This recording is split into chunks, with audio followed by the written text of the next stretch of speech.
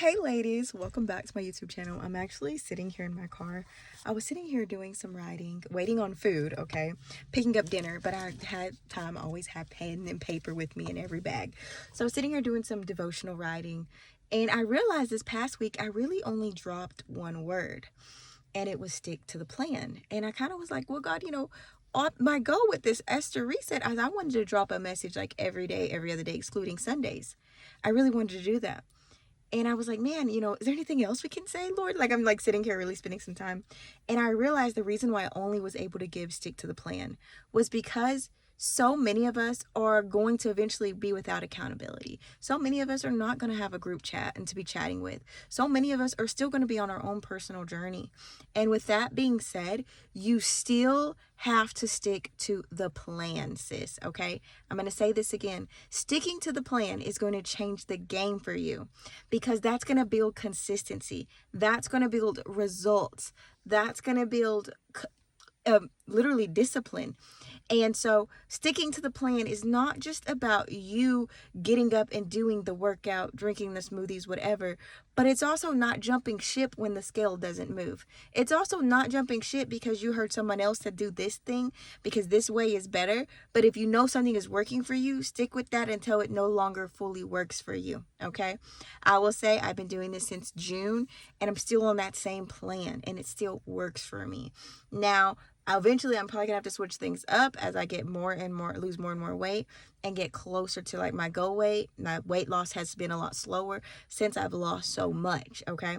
But however, still stick to your plan. And I just feel like that is so for somebody who is walking on this journey of health, walking on this journey of purpose. It's so easy to look at somebody else's shiny object and to think that's what I want, okay? Stick to the plan, sis. If you stick to the plan, you will experience such a joy and happiness when you watch yourself be disciplined, okay? And so I was really sitting here with the Lord like, God, every week I've had all these words as in break the addiction and you're at the starting line and building the habit and God says use the pain and give over your heaviness and your prayer. Trust God with your health journey. If you're losing motivation, slow and steady wins the race. I've been dropping these words. And then it was like we got to this past week literally the final week. And I wanted to drop so many words, but I had none except stick to the plan. And I will say this whole week, it really was more about the mental capacity. My mental threshold, I think I finally passed it. And you're going to tell yourself, oh man, I can't work out and go to work and cook dinner. And do the laundry. You're going to tell yourself that until you do it. And you realize that your threshold is different. And I've learned this before in ministry. They said the threshold of your pain is the level of your leadership. So when like as pastors and stuff, they can deal with a high level of pain and still get up there and preach. They could deal with a high level of disappointment and still get up there and preach. Like they could have lost their mother that morning and they still get up there and minister and preach, right? Or something in that nature. And so I've learned that, and I think that's the same with this in our personal health journey. The place you say is your cap is truly not your cap, sis. The place you say, oh, I can't go to Bible study, go to work and work out. I can't do it all. I can't do it all. You actually could, sis. You really could, and it might not be every day, but you really could do it. Okay. And so I'm just sharing that with you because I've been this past week, sticking to the plan was really about meeting that threshold that I had and surpassing it. There were some mornings, and I shared this in our group chat with the ladies. There was one particular morning where I had the biggest attitude. Okay. I kid you not.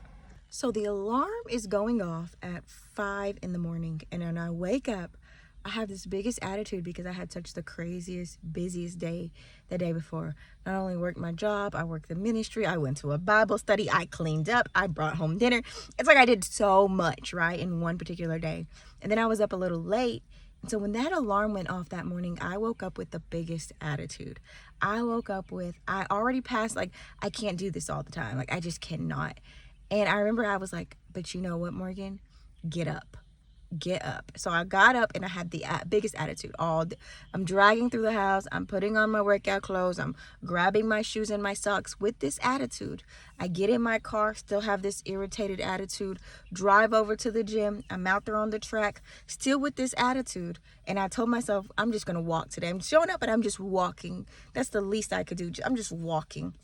When I get out there, I feel like I need to run.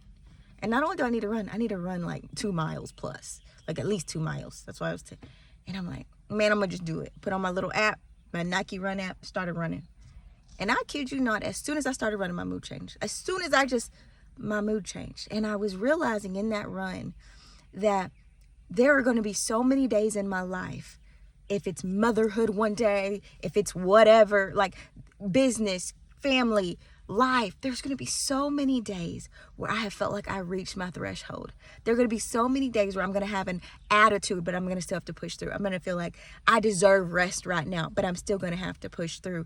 There are going to be so many days that my discipline is going to have to shine through, even when my body, my mind doesn't feel it.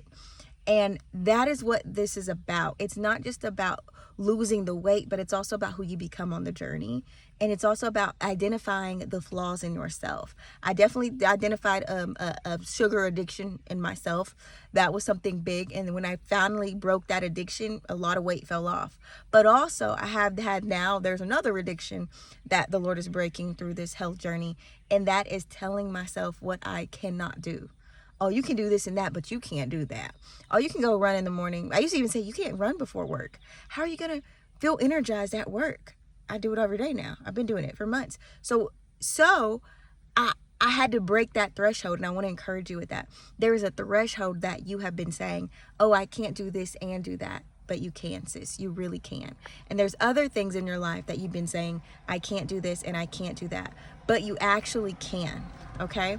And so I'm just coming here to reiterate to you the power of getting past yourself and identifying those thresholds. And that is why a lot of us don't stick to the plan, because life is still going on while we're trying to build this new habit. And a lot of us don't stick to the plan because life gets crazy.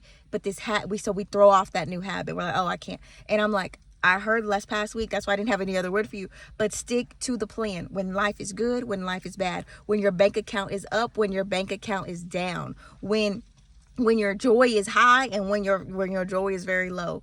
Stick to the plan. When you have motivation, when you don't, when you wake up energized or when you don't, stick to the plan. And this is so beyond just working out, okay? This is so beyond the Esther reset that we designed. It's so beyond that.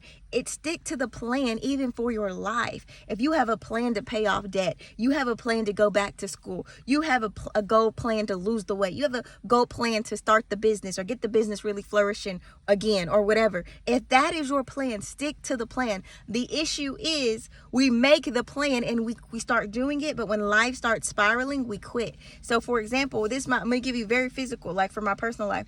There will be projects and stuff I'll have in the ministry and I'll be working on for weeks at a time. But when life starts to happen, I will put that project down. That will be the first thing to go because life is happening, okay? And that will be the first thing I put down, and I start trying to do everything else. And God is always showing me, Morgan, if you stick to the plan, even when life is spiraling, even when things are going crazy, even when you feel like you don't have the time in your schedule to make it to that Bible study, or even when you feel like you don't have the capacity to do this one call, even when you feel that, daughter of God, if you just stick to the plan, you will prosper. And I feel like that is so biblical. When people stuck in the Bible to what God showed them or what he said to do, they prospered. So stick to the plan. Stick to the plan for your life. Stick to the plan for your dreams. Stick to the plan for your health. Stick to the plan. And I already gave that word, but I'm bringing it back again because life is going to happen, sis.